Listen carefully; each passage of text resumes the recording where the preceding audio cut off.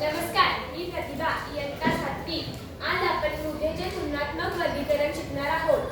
मृदा, रेताळ मृदा यांमध्ये वाळू व मोठे कण असतात। पाणी संधारण क्षमता कमी असते। पाणी निचरा जलद स्वरूपात होतो। मशागतीला ती हलकी असते। अन्नद्रव्ये पुरवण्याची क्षमता कमी असते, त्यामुळे सुपीकताही कमी असते। सिलिकॉन डायऑक्साइड किंवा क्वार्ट्ज खनिज असते, हे त्याचे वेगळे वैशिष्ट्य आहे। 2. कोरड्या मृदा यांमध्ये कणांचा आकार मध्यम असतो। पाणी संधारण क्षमता मध्यम असते।